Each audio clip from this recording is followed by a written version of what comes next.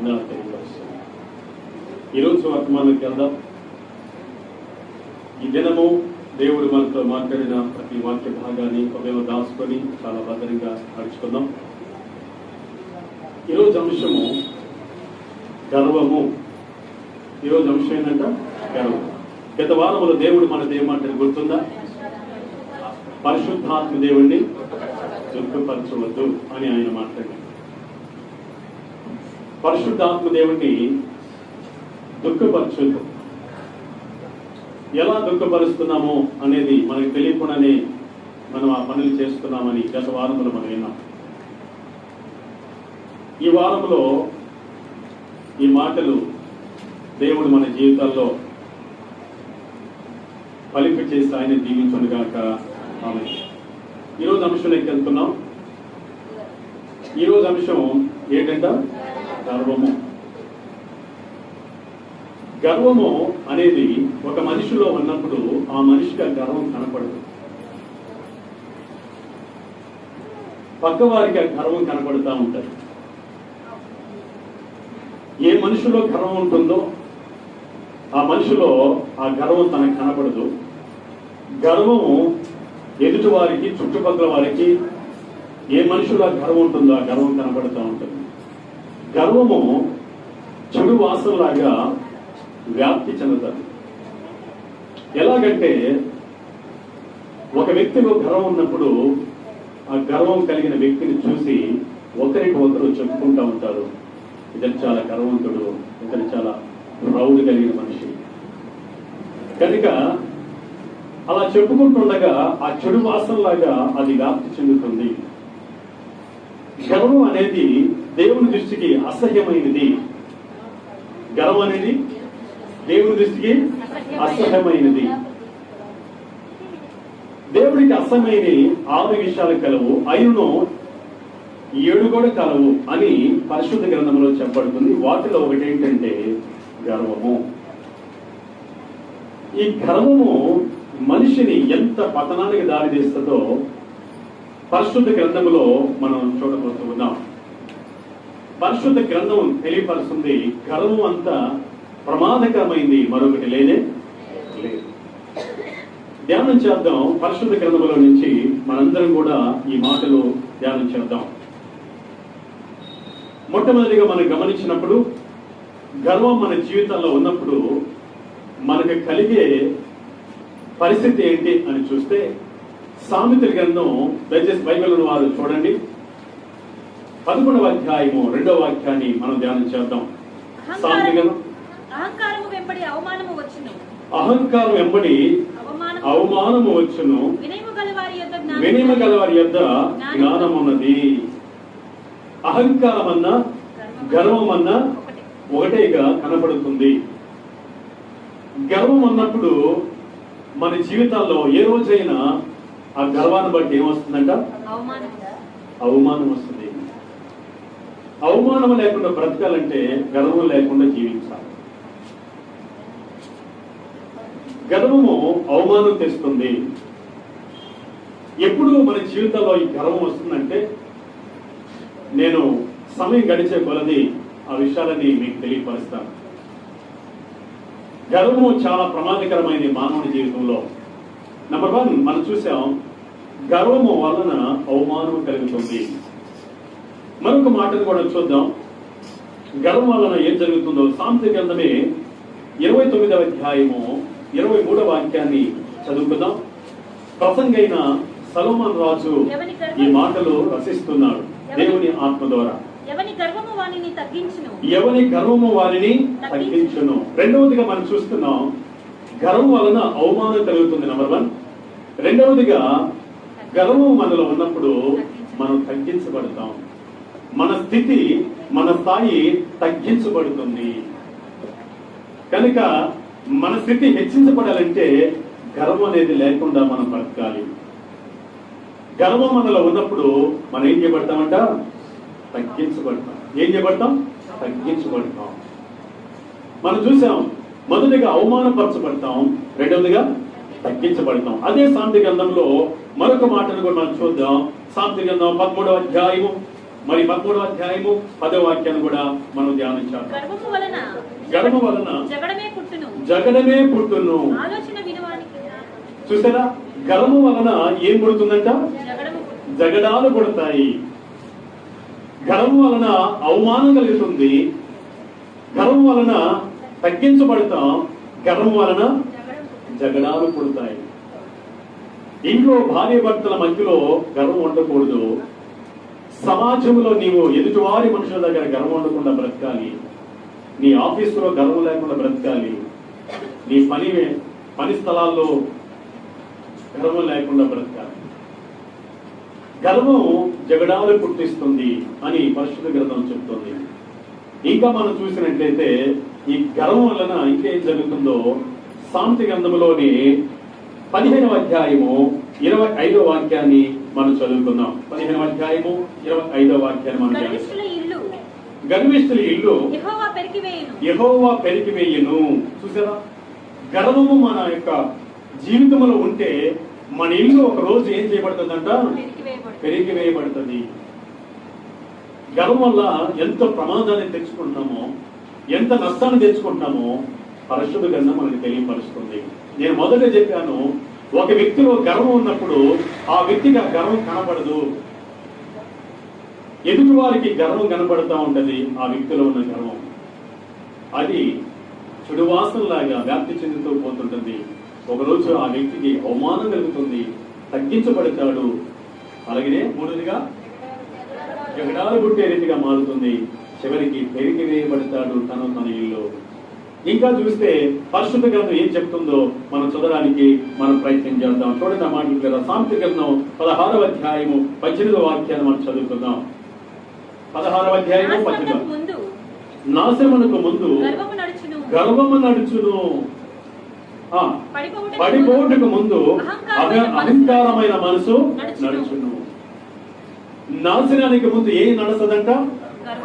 ఒక వ్యక్తిలో నాశనము రాబోతుందంటే అతడు ఎలా ప్రవర్తిస్తాడంటే గర్వంగా ప్రవర్తిస్తాడు. మనం అంటాం కదా, అంత గర్వంగా ఎందుకు నడుస్తున్నాడు? ఎందుకంట నాశనానికి ముందు ఏం నడుస్తుందంట? గర్వం. గర్వం మనల్ని ఏం చేస్తుంది? నాశనం చేస్తుంది. అహంకారం అనే మనసు ఏం చేస్తుంది? పడిపోయేటట్టు చేస్తుంది. ఏ స్థాయిలో ఉన్నామో ఆ స్థాయిలో మనం ఉండనీయకుండా ఆ గర్వం మనల్ని ఏం చేస్తుంది? పడదోస్తుంది. సోదరి సోదరులరా, గర్వము లేని వారంగా మనం బ్రతుకుతాం. మనల్ని నాశనం చేస్తుంది గర్వం. ఇంకా మనం గమనించినట్లయితే ఏం చేస్తుందో చివరికి ఈ మాట చెప్పి తర్వాత ఎంతమంది గర్వంతో బ్రతికారో, వారి జీవితాలు ఎంత పతనమైపోయినాయో, ఎంత నష్టమైపోయినాయో, ఎంతమంది పెరిగివేయబడ్డారో, ఎంతమంది తగ్గించబడ్డారో తర్వాత వర్తమానంలో మనం విందాం. చూడండి, సామెత గ్రంథం 16వ అధ్యాయము 5వ వాక్యాన్ని కూడా చదువుకుందాం. సామెత గ్రంథం 16వ అధ్యాయము 5వ వాక్యం. గర్వ హృదయులందరూ యెహోవాకు హేయులు, నిశ్చయముగా వారు శిక్షనందుదురు. గర్వము మనలో ఉంటే శిక్షించబడతాం. మన ప్రభువైన యేసుక్రీస్తు మనం చూసినప్పుడు ఆయన ఎంత మాత్రము గర్వమో కనపడదు. ఆయన కోటి సూర్యుడి కన్నా తేజస్కలిగిన వాడు, 10,000 మందిలో గుర్తింపదగిన వాడు, అతి సుందరుడు, అతి మనోహరుడు, సర్వాన్ని కలిగి చేసిన సర్వోన్నతుడైన దేవుడై ఉండి కూడా ఆయన ఏమి లేదు చెప్పండి? గర్వము లేదు. తనను తాను తగ్గించుకున్నాడు. ఫిలిప్పీయులకు రాసిన పత్రిక 2వ అధ్యాయం 6-7 వాక్యాలు మనం చదివితే ఆయన దేవునితో సమానుడై ఉండి తను తాను ఏం చేసుకున్నాడంట? వ్యక్తునిగా చేసుకున్నాను, దాసునిగా చేసుకున్నాను. మనందరి కోసం ఆయన తగ్గించుకున్నాడు. ఆయన ఏమాత్రం కూడా గర్వము లేదు. ఆయన కుమార్తెలమైన, ఆయన బిడ్డలమైన, ఆయన కుమారులమైన మనలో కూడా ఏముండకూడదు తెలుసా? ఒకనాడు ఉండింది గర్వము.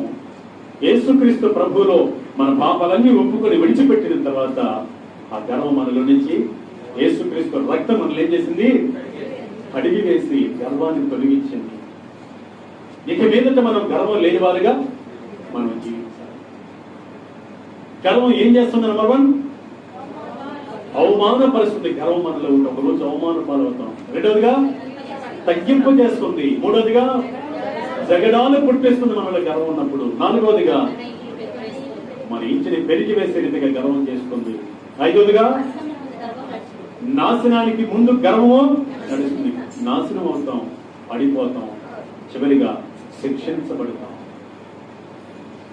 ఇంత ప్రమాదకరమైన ఈ గర్వం మన హృదయాల్లో ఉండకుండా ఈరోజు మన ప్రభు మనతో చెప్తున్నాడు, కుమార్తె కుమారుడా, గర్వము లేని వానిగా నువ్వు బ్రతుకు. నాలోనే నిన్ను సృజించిన నాలోనే గర్వము లేదు. నువ్వు నా కుమార్తెవి, నువ్వు నా కుమారుడివి, నీళ్ళేముండకూడదు, గర్వం ఉండకూడదు. మీరేముండాలో తెలుసా? సాత్వికం ఉండాలి, తగ్గింపు ఉండాలి, వినయం ఉండాలి, విధేయత ఉండాలి. ఇవన్నీ నిన్ను హెచ్చిస్తాయి, నిన్ను కడతాయి, నిన్ను హెచ్చిస్తాయి, నిన్ను ఆశీర్వదకరంగా మారుస్తాయి.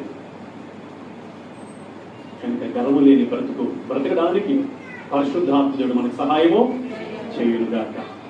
మొట్టమొదటిగా చూస్తే ఎవరు బైబిల్లో గర్వించారు అనేది చూసినట్లయితే,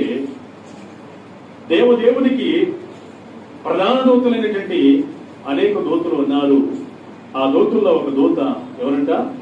లూసిఫర్. లూసిఫర్ అనే దూత గర్వించాడు. ఎలా గర్వించాడంటే, గర్వం ఎప్పుడు ఒక వ్యక్తిలోకి వస్తుందంటే, పక్కవాడిని చూసుకొని తనకంటే నేను హెచ్చించుకోవాలా అనుకున్నప్పుడు గర్వం మనలోకి ప్రవేశిస్తుంది.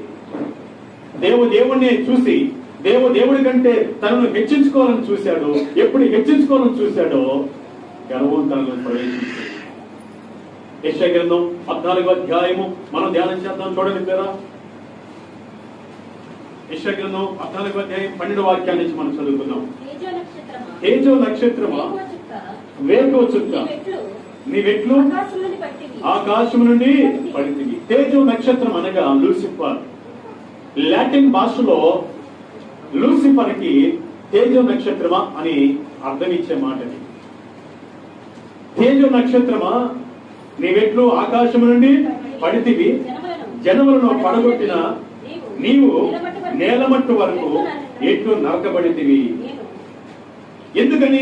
ఎందుకు పడగొట్టబడ్డాడు? ఇంత మనం చూస్తాం. నాశనానికి ముందు గర్వం నడుస్తుంది, పడిపోవడానికి ముందు అహంకారమైన మనసు నడుస్తుంది. దేవుడికి ప్రధాన దూత అయినటువంటి లూసిఫర్ గర్వించాడు, దేవుడి కంటే హెచ్చించుకోవాలనుకున్నాడు. అందుకే పడద్రోయపడ్డాడు దేవుని సన్నిధానముల నుంచి, పరలోకం నుంచి. సోదరి సోదరుడా, నీవు నేను మనం గర్వించినట్లయితే, ఎప్పుడైతే హెచ్చించుకోవాలని చూస్తావో నీలోనికి గర్వం వస్తుంది. లూసిఫర్ దేవుడి కంటే హెచ్చించుకోవాలనుకున్నాడు, గర్వించాడు, గర్వం తనలోకి వచ్చింది, గర్వించాడు, ఆకాశం నుండి పరలోకం నుండి త్రోయబడ్డాడు. ఈరోజు నీవు నేను మనం అలా గర్వించినట్లయితే మనం ఉన్న స్థానంలో నుంచి, మనం ఉన్నటువంటి అస్తిత్వంలో నుంచి క్రింద తోయబడతాం. లూసిఫర్ ప్రధాన దూతగా ఎప్పుడు దేవుని సన్నిధిలో పరిశుద్ధుడు పరిశుద్ధుడు పరిశుద్ధుడని ప్రతి గానముల చేత ఆ మహిమ గల రాజ్యములో ఉన్న ఆ స్థానాన్ని పోగొట్టుకొని క్రింద తోయబడ్డాడు. కేవలం గర్వం వలన తోయబడ్డాడు. ఈరోజు ప్రపంచంలో నీవు ఒక ఉన్నతమైన స్థితిలో ఉండాలంటే, నువ్వున్న స్థానంలో లేదా నువ్వున్న స్థానంలో నువ్వున్న స్థితిలో ఒక ఉన్నతమైన స్థానంలో ఉండాలంటే గర్వం నీకు లేకుండా చూసుకోవాలి. నీకు కనపడదు, అందరికి కనపడుతుంటది. అందుకే నువ్వు అడగాలి తండ్రిని, ప్రభువా నాకు ఏమాత్రం గర్వం ఉండకూడదు, నీకిష్టం లేనిది ఏంటంట గర్వము, దాన్ని నాలోంచి తొలగించు ప్రభు అంటే ఆయన తగ్గింపగల మనసు ఆడిస్తారు. ఎప్పుడు గర్వం వస్తుందంట? మనల్ని మనం హెచ్చించుకోవడానికి ప్రయత్నం చేసినప్పుడు మనలోనికి గర్వం వస్తుంది. ఎప్పుడు హెచ్చించుకోవద్దు, తగ్గించుకో. దేవుడిని తగ్గిన సమయంలో ఏం చేస్తాడు? హెచ్చించుకోవాలి. ఎదుటి వారి దగ్గర మనం ఎలా ఉండాలో తెలుసా? తగ్గించుకుని ఉండాలి. మొదటి పేతురు రాసిన పత్రిక 5వ అధ్యాయము 5వ వాక్యాన్ని మనం చూస్తే అద్భుతమైన మాట అక్కడ ఉంటది. దయచేసి మనం చూడడానికి మనం ప్రయత్నం చేద్దాం. చూడండి ఆ మాటలు లేరా?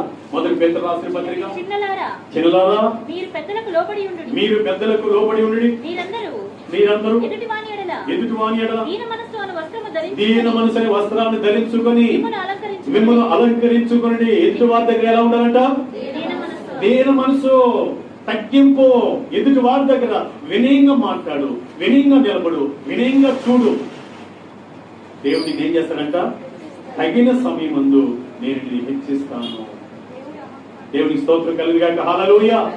రాయబడింది, అహంకారము దేవుడు అహంకారాలను ఎదిరించి దీనులకు కృప అనుగ్రహించును. నీ స్థితిని ఉన్నతమైన స్థితికి ఇవ్వడానికి, హెచ్చించడానికి ఆయన కృప చూపుతాడు. కనుక నెంబర్ 1 మొట్టమొదటి మనం చూసాం, ఎవరు గర్వించి ఎవరు పడిపోయారు? లూసిఫర్ అనే ప్రధాన దూత గర్వించి పరలోకం నుండి రోయబడ్డాడు భూలోకానికి. రెండో వ్యక్తిని మనం చూద్దాం. దయచేసి చూడండి, ఆ మాటలు లేదా దయచేసి మనం చూడడానికి మనం ప్రయత్నించాలి. రెండో వ్యక్తిని చూద్దాం. దావీదు మహారాజును మనం చూడబోతున్నాం. దావీదు మహారాజు ఎప్పుడైతే ఒక స్థితికి వచ్చాడో, ఒక స్థాయికి వచ్చాడో, ఆయన గర్వించాడు. ఒకనాడు ఎక్కడున్నాడు ఆయన? గొర్రెలు వెంబడి తిరుగుతూ ఎర్రటి ఎండలో గొర్రెలు మేపుకున్నటువంటి స్థితిలో నుంచి దేవుడు ఎక్కడికి తీసుకొచ్చాడు? చెప్పండి, రాజసింహాసనం తీసుకొచ్చాడు. అయితే మనసును గర్వించాడు, అలాగే శారీరకంగా కూడా గర్వించాడు. గర్వం 2 రకాలుగా కనబడుతుంది. ఒకటి మనసులో గర్వం వస్తుంది, రెండవదిగా శారీరకంగా గర్వం కనబడుతూ ఉంటుంది. ఈ దావీదు రాజులో 2 రకాలుగా గర్వం కనబడింది. ఎలాగనంటే, ఒకనొక రోజు యుద్ధానికి పోవాల్సిన సమయంలో యుద్ధానికి వెళ్లకుండా ఆయన బాగా నిద్రపోయి సాయంత్రం వేళ మిద్దె మీద అలా తిరుగుతున్నప్పుడు ఒక స్త్రీ స్నానం చేస్తూ ఆయన కంట కనపడింది. వెంటనే ఆమె ఎవరో అని తెలుసుకోవడానికి తన యొక్క సేవకులు పిలిచి తెలుసుకొని ఆమెను పిలిపించి ఆమెతో పాపం చేశారు. ఒక రాజు కదా నన్ను ఎవరు అడ్డగించరో, ఎవరు భార్య అయితేవి నేను ఇష్టపడ్డాను, నేను ఆమెతో పాపం చేయొచ్చు అన్న శరీర గర్వంతో ఆమె ఏం చేశాడు? పాపం చేశాడు. ఏ గర్వం ఇది? శరీర గర్వం వచ్చింది కాబట్టి పాపం చేయడానికి కోరుకున్నాడు, పాపం చేశాడు. పాపం వలన ఏం జరిగింది? ఆయన కుటుంబానికి సమస్త బాధలు, కష్టాలు, శ్రమలు, శోధంలో దేవుడు అనుమతించేశాడు. తన 2 కుమారులు చనిపోయినారు. తన రాజ్యం తన చేతిలోంచి తొలగిపోయింది. అడవుల పాలయ్యాడు. చెప్పులు లేకుండా అంగలాస్తూ, సరైన ఆహారం లేకుండా అడవుల పాలైపోయి అనేక దినాలు అంగలార్చాడు. ఒక రాజు అయింది కూడా. గర్వించిన హృదయంతో నువ్వు పాపం చేస్తావు. చూడండి, ఆ మాటలో 2వ సమూయేలు గ్రంథం 11వ అధ్యాయము 4వ వాక్యాన్ని మనం ధ్యానం చేద్దాం. 2వ సమూయేలు గ్రంథం 11వ అధ్యాయము 4వ వాక్యాన్ని మనం ధ్యానం చేద్దాం. దావీదు దూతల చేత వారిని పిలవనంపెను. ఆమె అతని యొద్దకు రాగా అప్పుడు ఆమెతో చైనించెను. నాకంటే ఎవరున్నారు? నేనే కదా అధికారిని అని తన శరీర గర్వాన్ని బట్టి పాపం చేశాడు. ఎంతో నష్టపోయాడు. అలాగే మనసుతో కూడా గర్వం చేశాడు. మనసులో కూడా గర్వపడ్డాడు. మనసులో కూడా ఆయన గర్వపడ్డాడు. ఎలా గర్వపడ్డాడు తెలుసా? ఒకనొక రోజు యుద్ధానికి పోవాల్సి ఉంటే ఆ రోజు తన సైన్యాధిపతి యోబుతో చెప్తున్నాడు, యోబు మనకెంత సైన్యం ఉందో లెక్క పెట్టిన ఆయన అన్నాడు. యోబు అంటున్నాడు, సైన్యాధిపతి అంటున్నాడు, అయ్యా నా ఏలిన వాడ, ఏ రోజైనా మన సైన్యాన్ని మనం లెక్క పెట్టుకున్నామా? యెహోవా నామమున యెహోవా యందు విశ్వాసం ఉంచి యుద్ధానికి వెళ్ళాం. దేవుడు సమస్త విజయాన్ని మనకే కలిగజేశాడు. సమస్త శత్రువులను జయించి ఓడించి విజయంతో మనం నడిపించాడు. ఎందుకయ్యా అంటే, నో, చెప్పింది చెయ్యి, నువ్వు వెళ్ళి లెక్క పెట్టన్నాడు. అంటే ఈయన మనసులో ఏం చేస్తున్నాడు?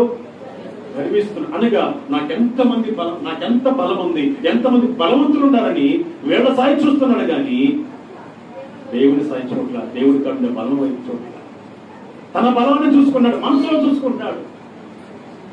దాని విషయంలో కూడా మన పరిశుద్ధ గ్రంథంలో మనం చూడడానికి మనం ప్రయత్నం చేద్దాం. చూడరా మాటలు లేదా దయచేసి మనం చదవడానికి ప్రయత్నం చేద్దాం. మొదటి దినవృత్తాంత గ్రంథం 1వ అధ్యాయము 21వ అధ్యాయం. మొదటి దినవృత్తాంత గ్రంథం 21వ అధ్యాయము 2 నుంచి 4 వచనాల వరకు మనం చదవడానికి ప్రయత్నం చేద్దాం. దావీదు యోబునకు జనుల యొక్క అధిపతులకును జనుల యొక్క అధిపతులకును మీరు వెళ్ళి బేర్షెబా మొదలుకొని దాని వరకు ఉండి ఇశ్రాయేలీయులను ఎంచి దాని వరకు ఇశ్రాయేలును ఎంచి బేర్షెబా మొదలుకొని దాని వరకు ఇశ్రాయేలును ఎంచి వారి సంఖ్య నాకు తెలియుటకై నా యొద్దకు దానిని తీసుకొని రండని ఆజ్ఞాపించును. చూసారా, ఒకనాడు మనం లెక్కేసుకోలేదు ఎంతమంది ప్రజలు మనకున్నారని. ఏనాడు లెక్కేసుకోలేదు. దేవుడే యుద్ధం చేస్తాడని ముందుకెళ్ళాడు. అప్పుడు ఆయనలో గర్వం లేదు. యుద్ధంలో విజయం దేవుడే సమకూరుస్తున్నాడు. అన్ని విషయాల్లో వర్ధిల్లుతూ ముందుకు వస్తున్నాడు. కానీ ఎప్పుడైతే తన కాడు ఎంత బలం ఉందో, నా కాడు ఎంత బలం ఉందని చూసుకున్నాడో, మనసులో గర్వించాడు. అక్కడంట అనేక వేల మంది చనిపోయినారంట. మనసును గర్వించి నా బలం ఉంది, నా శక్తి ఉంది, నా కండ ఉంది అనుకుంటే గర్వించినట్టే. నేను అనే పదాన్ని నువ్వు వాడుకున్నట్లయితే నీలేముందో తెలుసా? గర్వం ఉంది. ఎప్పుడు కూడా నేను కాదు, నా దేవుడు ఉన్నాడు నాకు అని ఎప్పుడైతే ఆ మాట పలుకుతావో నీలేముందో తెలుసా? విధేయత ఉంది, దేవుడి మీద నమ్మకం ఉంది, తగ్గింపు ఉంది. కనుక దావీదు ఏమైపోయాడు తెలుసా? శ్రమల పాలైపోయాడు. గర్వించి, మనసును గర్వించి ఎన్ని వేల మందిని కోల్పోయాడంట. అక్కడ రాయబడి ఉంది, చదవమ్మా. గర్వించి నువ్వు యుద్ధానికి వెళితే 70,000 మంది చచ్చిరి. ఎంతమంది చనిపోయారు?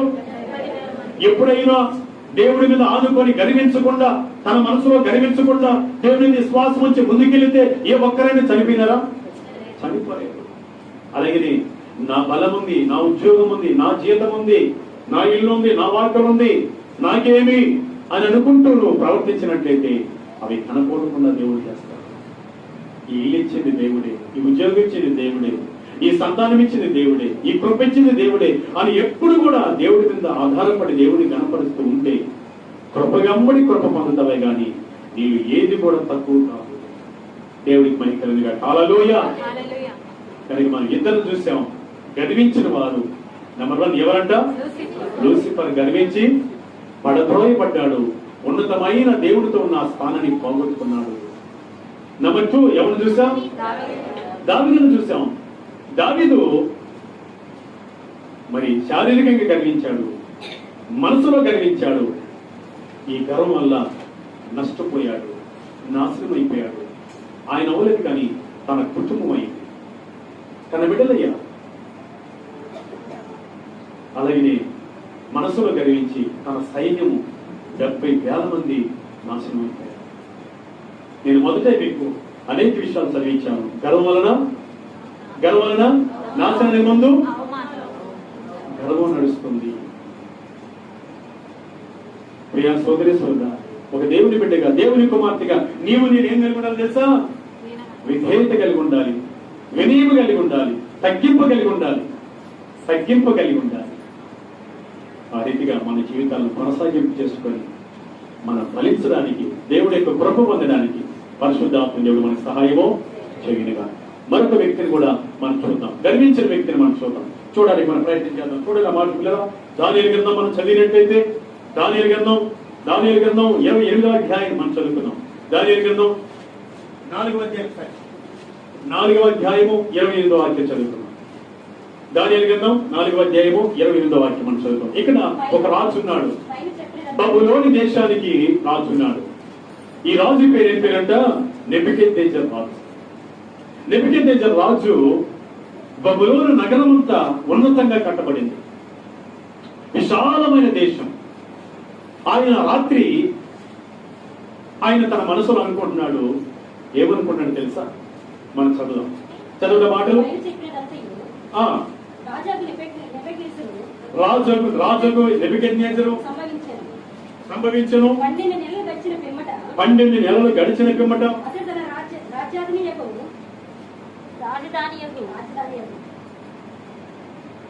ఆయన చెప్పినదంతయు రాజుగా నెబుకద్నెజరుకు సంభవించెను.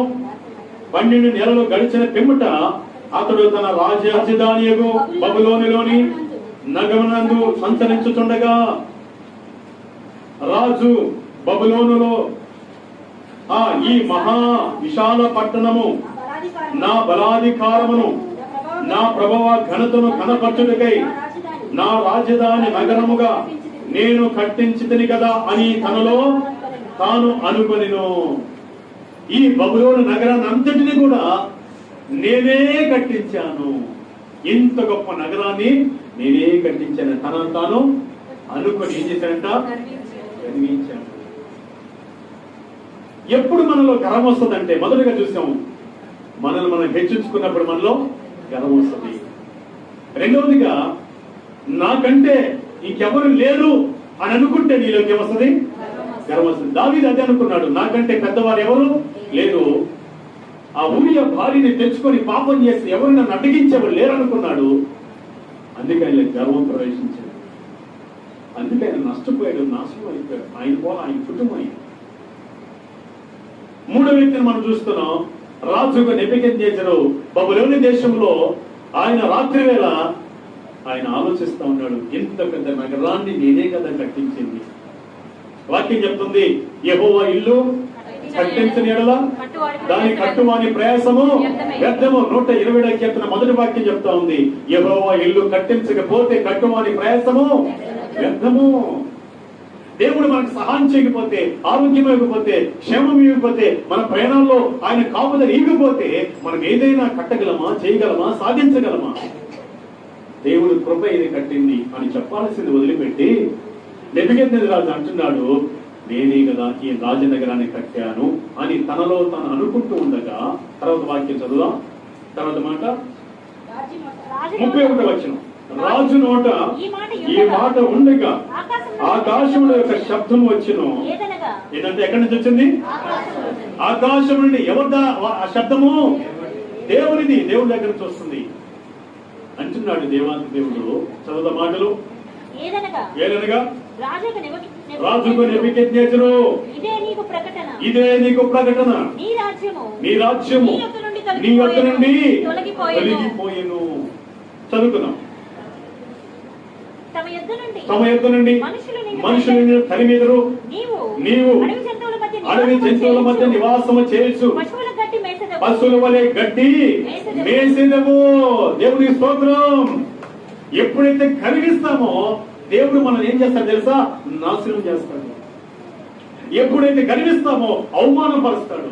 ఎప్పుడైతే గర్విస్తామో మన ఇంటిని పెరిగి వేస్తాడు. ఎప్పుడైతే గర్విస్తామో మన జీవితాలలో మనం తగ్గించబడతాం. గర్వించాడు నెబుకద్నెజరు రాజు, నేనే ఈ మహానగరాన్ని కట్టింది. దేవుడు అంత అద్భుతమైన సహాయం చేస్తే దేవుడు ఆయనకు గుర్తు రాలేదు. కానీ ఆయన అంటున్నాడు, నేనే ఈ మహానగరాన్ని కట్టాను అనుకుంటూ ఉండగా, తన మాట తన నోటిలో ఉండగా ఆకాశంలో శబ్దం వచ్చి, నెబుకద్నెజరు నీ రాజ్యము నీ యొద్ద నుండి తొలగిపోవును.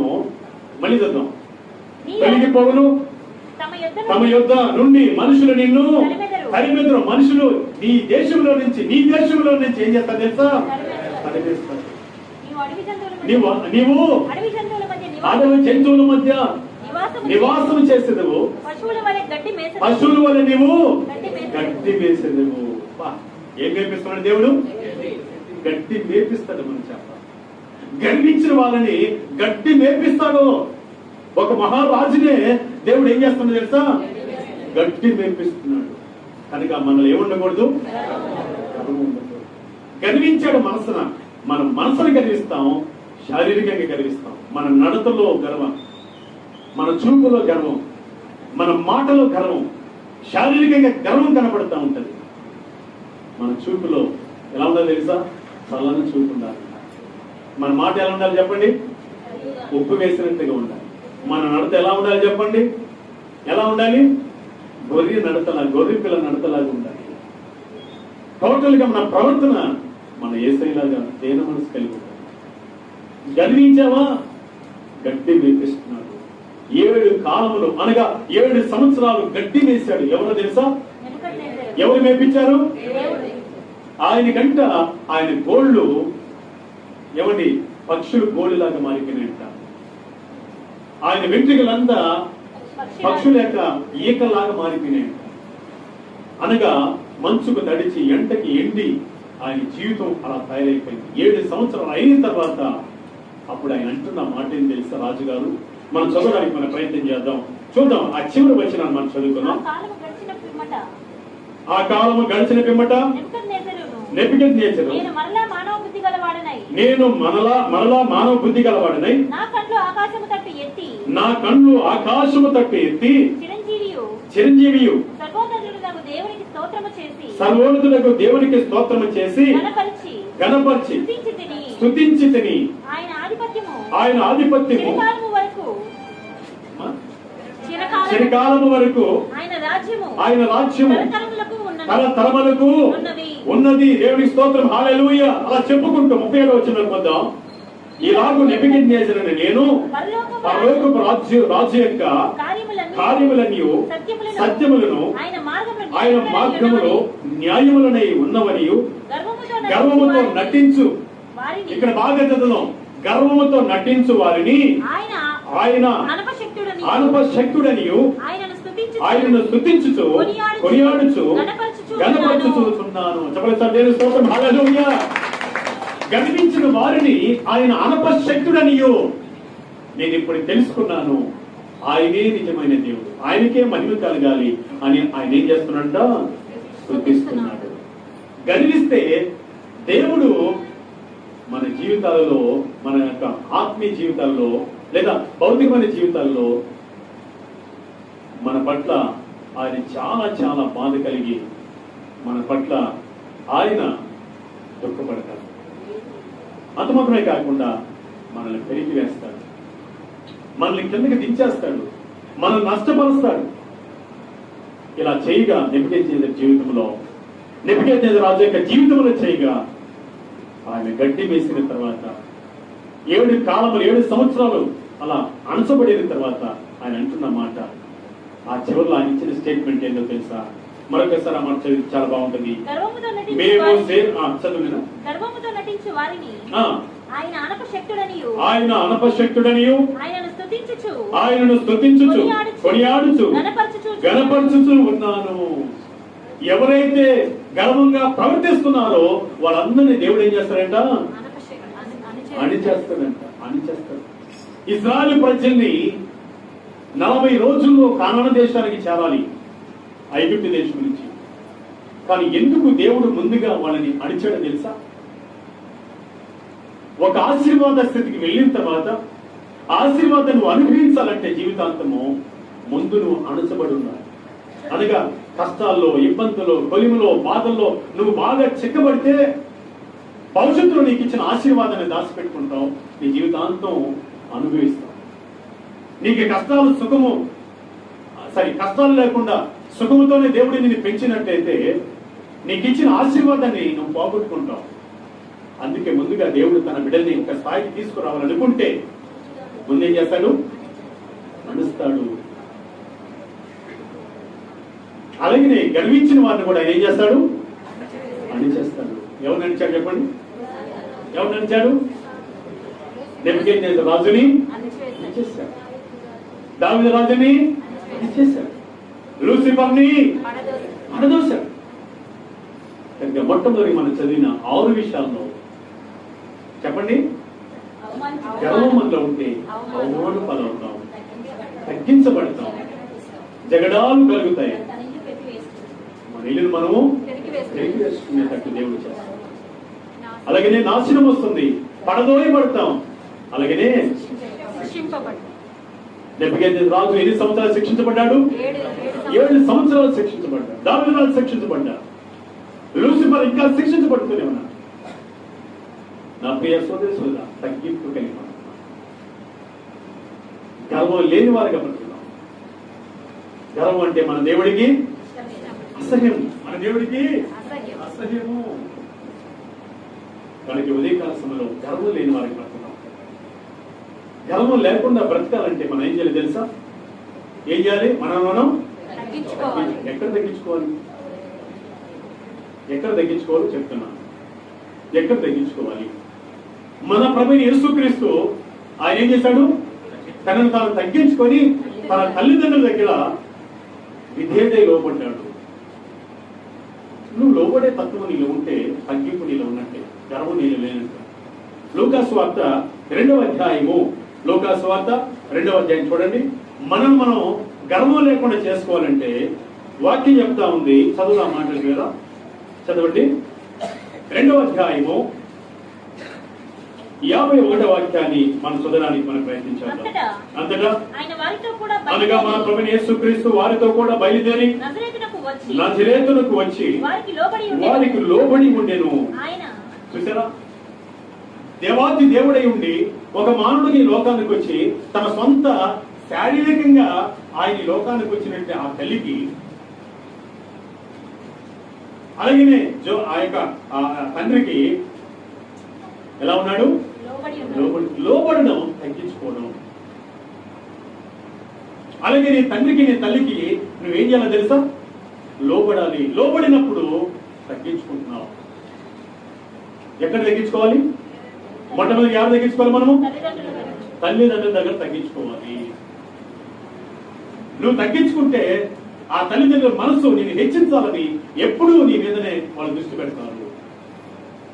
అలాగే రెండవదిగా ఎక్కడ తగ్గించుకోవాలి మనం చూసినట్లయితే, దయచేసి పరిశుద్ధ గ్రంథాన్ని మనం చదవడానికి మనం ప్రయత్నం చేద్దాం. చూడండి, తీతుకు రాసిన పత్రిక 2వ అధ్యాయము 5వ వాక్యాన్ని మనం చదువుకుందాం. తీతుకు రాసిన పత్రిక 2వ అధ్యాయం 5వ వాక్యం.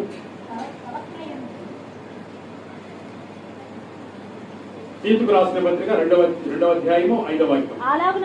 అలాగుననే వృద్ధ స్త్రీలు కొండె కత్తెలను మిగుల మద్యపాన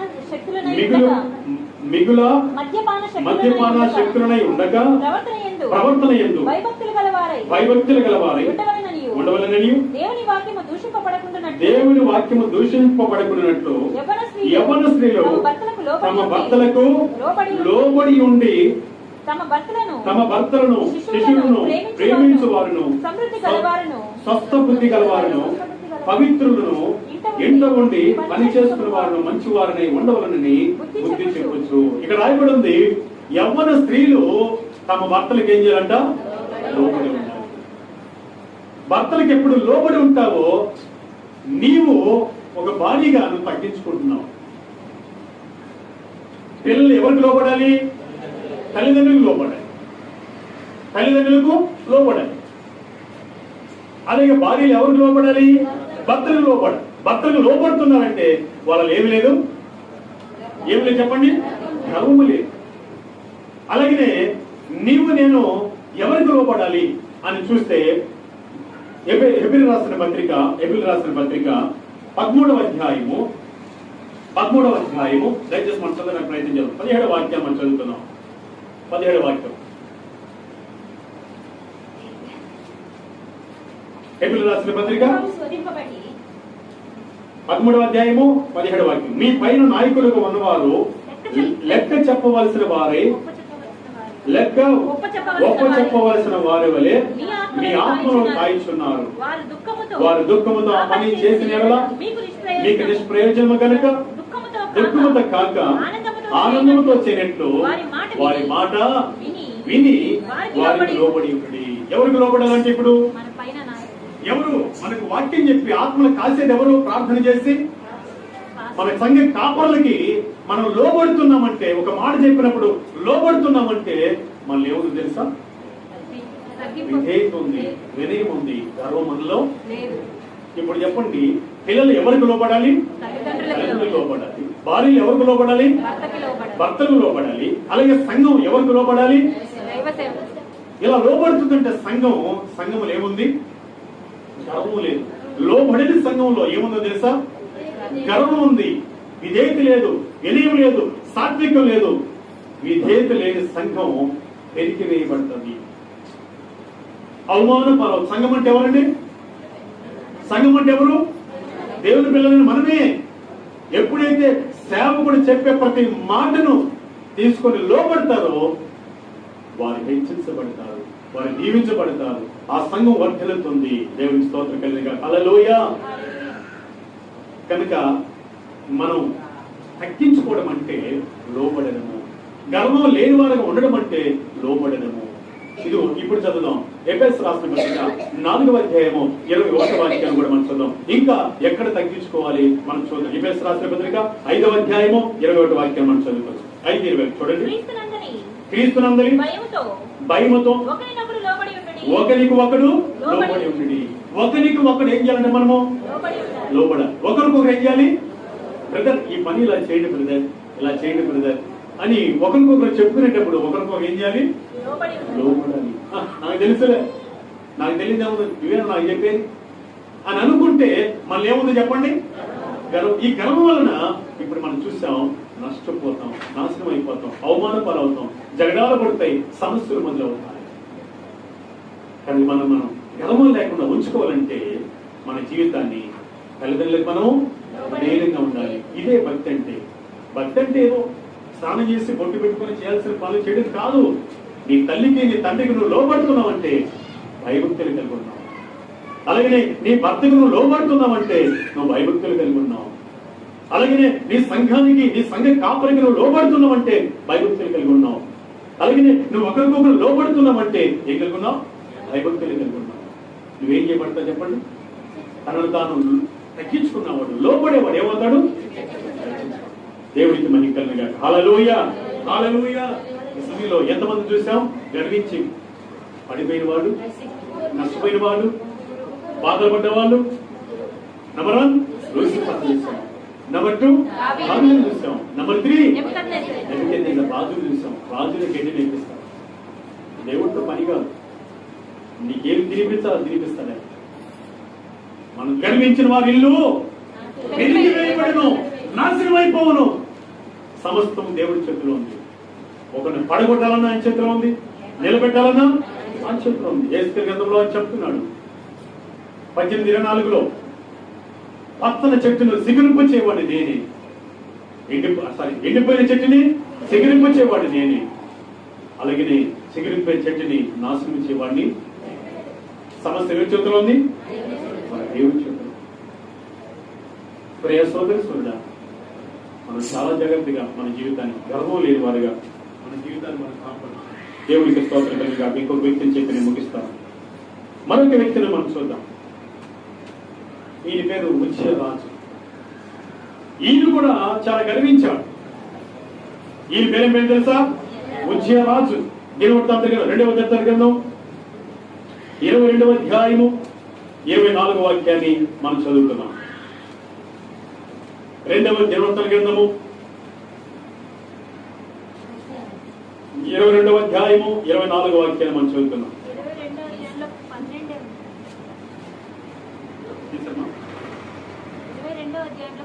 మొదటి దినవృత్తాంత గ్రంథం చదువుతున్నాం. మొదటి చూడండి.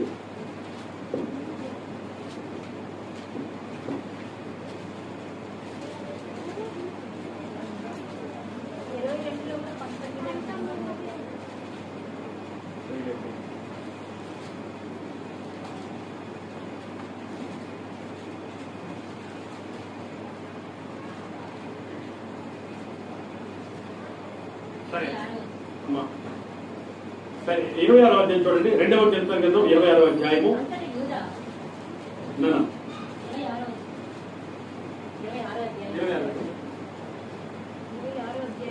నేను చెప్తున్నాను, మీరు చూస్తానండి. 2వ దినవృత్తాంత గ్రంథం 26వ అధ్యాయము తీసారా? 16వ వాక్యాన్ని మనం చదువుతాం. అయితే అతడు స్థిరపడిన తర్వాత అతడు మనసున గర్వించి చెడిపోయెను.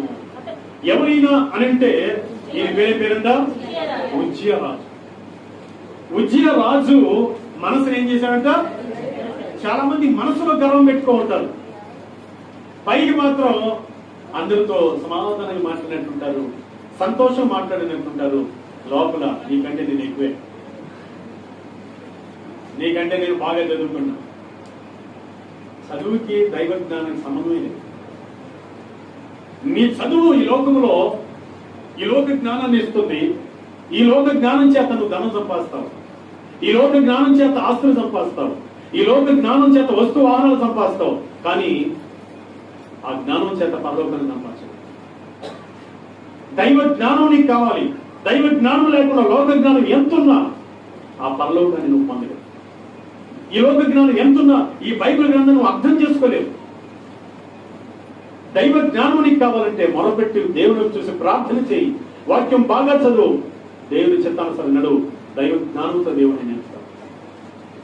ఇతనికి చాలా శరీర సంబంధమైన జ్ఞానం చాలా ఉంది, అన్ని సంపాదించాడు, సమృద్ధిగా ఉన్నాడు. దేవుడి కృప చేత మనం చదివినట్లయితే చూడండి, మనసులో ఎందుకు గర్వం వస్తుందంటే అన్ని కూడిన తర్వాత గర్వం వస్తుంది. ఎప్పుడు గర్వం వస్తుందని చూస్తే మొట్టమొదటిగా లూసిఫర్ తన తాను హెచ్చించుకున్నప్పుడు గర్వం వచ్చింది. దావీదుకి ఎప్పుడు గర్వం వచ్చింది? నాకంటే ఎవరు ఈ దేశంలో అధికారిగా లేరు, నేనే పెద్దను కాబట్టి ఊరియా భార్యను తెచ్చుకొని పాపం చేయడం తప్పేముంది అనుకున్నాడు, గర్వించాడు. అలాగే మూడో వ్యక్తిని ఎవరు చూసాం? నెబుకద్నెజర్ రాజు. నేనే ఈ రాజనగరాన్ని కట్టాను అన్న మనస్తత్వం తనలో వచ్చింది కాబట్టి గర్వం వచ్చేసింది. ఈ వ్యక్తిలో సమృద్ధిగా అన్ని వచ్చిన తర్వాత మనసు ఏమొచ్చేసిందంట? దానికి ముందు చూస్తే ఎవరిచ్చింది సమృద్ధిని? 26వ అధ్యాయము 3వ వాక్యం చదువుకున్నాం. ఉజ్జియా ఏలన ఆరంభించినప్పుడు 14 ఏళ్ల వాడై యెరూషలేములో 52 సంవత్సరములు ఏలిన. ఎన్ని సంవత్సరాలు రాజుగా ఉన్నాడు? 52 సంవత్సరాలు ఏనాడు. ఈ ఏలే, ఈ గొప్ప భాగ్యం ఎవరిచ్చారు? దేవుడిచ్చాడు. ఇంకా ఆయన చూస్తే 5వ వచనంలో చూద్దాం. దేవుని ప్రత్యక్షత విషయమందు తెలివి కలిగిన జకరియా దినముల్లో అతడు దేవుణ్ణి ఆశ్రయించను. ఒకప్పుడు ఈ స్థితి ఆయనకి లేదు, ఆశీర్వాద స్థితి లేదు. దేవుణ్ణి ఆశ్రయించాడు ఉజ్జియా రాజు. ఆశ్రయించాడు కాబట్టి అతడు యెహోవాను ఆశ్రయించినంత కాలము దేవుడు అతన్ని వర్ధిల్ల చేసెను. దేవుని స్తోత్రం. ఎప్పుడు దేవుని నువ్వు ఆశ్రయిస్తావో దేవుడిని నేనేం చేస్తాడు తెలుసా? వర్ధిల్ల చేస్తాను. నా ప్రభువే నాకు సర్వస్వం, నా దేవుడి చిత్త ప్రకారం నడుస్తాను, నా దేవుడి సన్నిధికి వెళ్తాను, ప్రతి ప్రార్థనకి వెళ్తాను, వాక్యం చదువుతాను, దేవుడే నాకు సర్వస్వం అని ఉంటావో అప్పుడు నిన్ను వర్ధిల్ల చేస్తాను. ఆశ్రయించినంత కాలము దేవుడు ఉజ్జియా రాజుని ఏం చేశాడంట? వర్ధిల్లింప చేశాడు. ఇంకా 8వ వచనం కూడా చూద్దాం. దేవుడు అతనికి సహాయం చేసెను.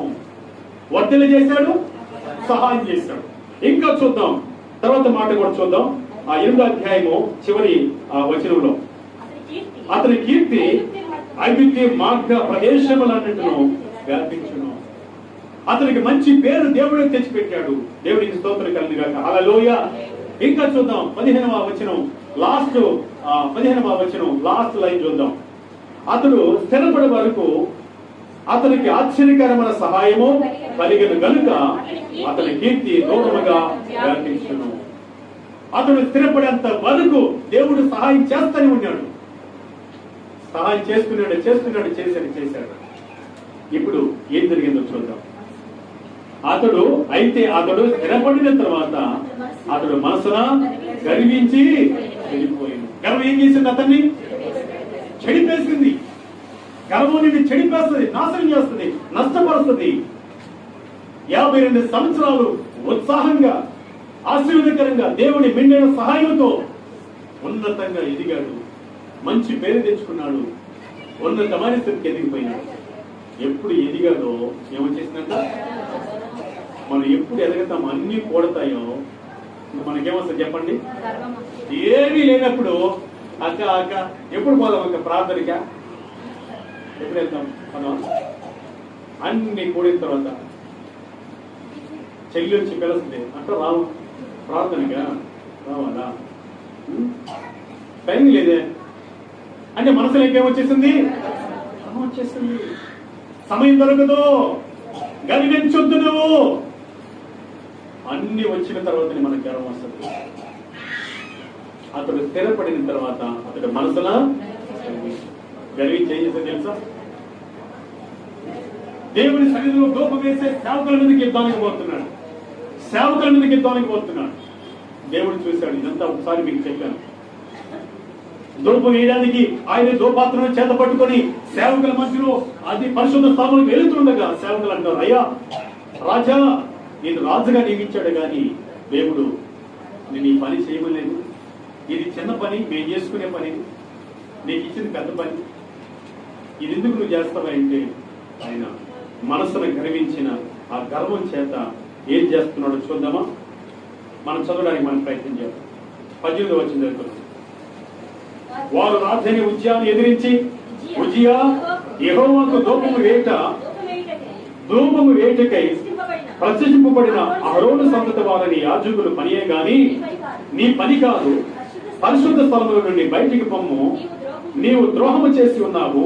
దేవుడిని యెహోవా సన్నిధిన ఇది నీకు ఘనత కలుగా ఏదినని చెప్పగా, నీకు ఘనత కలిగి చేయదు అని చెప్పగా ఇన్నా. తర్వాత మాట, ఉజ్జియా ధూపము వేటుకు దోబాకుని చేత పట్టుకుని రౌద్రుడై యాజకుల మీద కోపము చూపెను. యెహోవా మందిరములో ధూపపీఠము యొక్క ధూపపీఠము పక్క అతడు ఉండగా యాజకులు చూస్తూనే ఉన్నప్పుడు అతని నొసట కుష్ఠరోగము. అంతే, కుష్ఠరోగం ఉన్న వాళ్ళు దేవుని సన్నిధిలో ఉండకూడదు. గర్వించిన దాన్ని బట్టి దేవుడు ఏం కలిగేశాడు?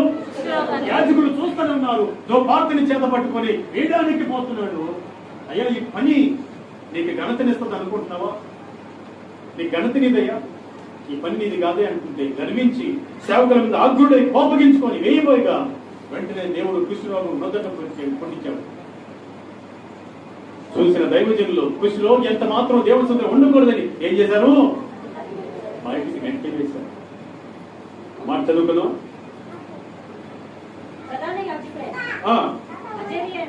అజర్యాను 20 వాక్యం. ప్రధాన యాజకుడైన అజర్యాయు యాజకులందరూ అతని వైపు చూడగా అతడు నొసట కుష్ఠము కలవాడై ఉండిన గనుక వారు తడువు చేయక అక్కడ నుండి అతన్ని బయటికి వెళ్ళగొట్టిరి.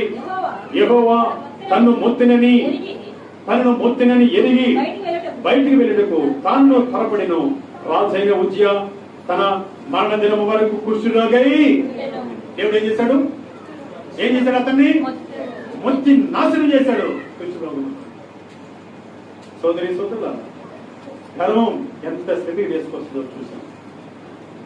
ఉన్న ఆ రాజు పోస్టుపోయింది. ఇంకా రాజస్థానంలో కూర్చోగలడా? కుష్ఠరోగంతో నష్టపోయాడు. ఈ మధ్యాహ్నం వేళలో నీవు నేను మనం ఇలాంటి గర్వ హృదయం కాకుండా తగ్గింపు కలిగి లోబడి సాత్వికం కలిగి మన ప్రభు యేసుక్రీస్తులాగా మనమందరం కూడా ఎదుటివారి దగ్గర తగ్గించుకున్నాం. మన తల్లిదండ్రుల దగ్గర తగ్గించుకున్నాం. నీ భర్తల కాడ తగ్గించుకో, నీ అధికారుల దగ్గర తగ్గించుకో, అలాగే నీ సేవకుల దగ్గర తగ్గించుకో. నువ్వు హెచ్చించుకోవద్దు. హెచ్చించుకుంటే గర్విస్తావు, గర్విస్తే పడిపోతావు. ఈ మధ్యాహ్నకాల సమయంలో గర్వం ఏం చేస్తుందంట? అవమానపరుస్తుంది. రెండోదిగా తగ్గింపు చేస్తుంది. మూడోదిగా జగడాలు పుట్టిస్తుంది. నాలుగోదిగా మన ఇల్లు పెరిగిపోయడానికి కారణమవుతుంది. ఐదోదిగా నాశనం అయిపోతుంది. అలాగే ఆరోదిగా శిక్షించబడుతుంది. మనమందరికీ కూడా ఇలాంటి పరిస్థితులకు గురి కాకుండా, ఈ రాజులు గురైన రీతిగా గురి కాకుండా మనలో మనం క్రీస్తు స్వభావం కలిగిన వారు, తగ్గింపు కలిగి, వినయమ కలిగి, ధర్మం లేని వారిగా ఉంటూ మన జీవితాన్ని మనం ఫలభరితంగా మార్చుకొని దేవుడు అక్కడికై మనం సిద్ధపడతాం. అటువంటి కృప పరిశుద్ధాత్మ దేవుడు మనకందరికీ సహాయము చేసి దీవించునుగాక. ఆమేన్. కళ్ళు ఉంచుదాం, కళ్ళు మొద్దాం, దేవుని కనపరచుకుందాం. కృపగల మా పనుభవ నీ కొందనాలని దయాదాక్షిణ పూర్ణుడానికి స్తోత్రాలు. ఆకాశ మహాకాశం పట్టజాల దేవాన్ని పొందినారు. ఈ కుమారుడు మా రక్షకుడిని యేసుక్రీస్తు ప్రభు నామాన్ని హెచ్చిస్తూ గర్వపరుస్తూ ఉన్నాం. యేసయ్యా, ఆకాశ మహాకాశ పట్టజాల నీవు మానవుడుగా దిగి వచ్చినాయి. అందరి పాప దోషం కోసం నేను తగ్గించుకున్నా, రిక్తులుగా చేసుకున్నా.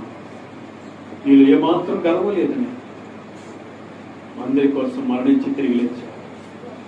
మాకు రక్షణ భాగ్యం ఇచ్చాం. మా జీవితాలను దీవించాం, పరిశుద్ధపరిచాం, ఆశీర్వదిస్తూ ఉన్నాం, ఫలింపు చేస్తున్నాం. ఈ లోకంలో మేము జీవిస్తుండగా మాలో ఏమాత్రం గర్వం ఉండకుండా మాలో తగ్గింపు కలిగి ఉండాలి. ఆ తగ్గింపు వల్ల మాకు మేము దీవెనకరంగా, మా కుటుంబానికి దీవెనకరంగా, మా సంఘానికి దీవెనకరంగా, సమాజానికి దీవెనకరంగా ఉండాలి.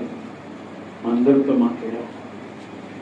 విన్న వాక్యం మా హృదయంలో నీరు కట్టండి, ఫలింపు చేయండి. ఏ ఒక్కరిలో గర్వం లేకుండా తండ్రి సాత్వికము, దీన మనసు, తగ్గింపు, వేరే విధేయతలు కలిగి ప్రతి బిడ్డ జీవితాంతం కూడా ఈ మైతేస్తూ ప్రతి కుటుంబం, ప్రతి వ్యక్తి, ప్రతి కుమారుడు కుమార్తె నీలో ఫలించినట్టుగా కృప చూపు. ఇచ్చిన దివ్యమైన ఈ మాటలను బట్టి మిమ్మల్ని స్తుతిస్తున్నాం. మాకిచ్చిన రక్షణ భాగ్యాన్ని బట్టి కొనియాడుతూ నజరుడైన యేసుక్రీస్తు నామములో ఈ స్తుతి ఆరాధన మీకే సమర్పించి ఆరాధించుకొనుచున్నాము తండ్రి. ఆమేన్. హల్లెలూయా.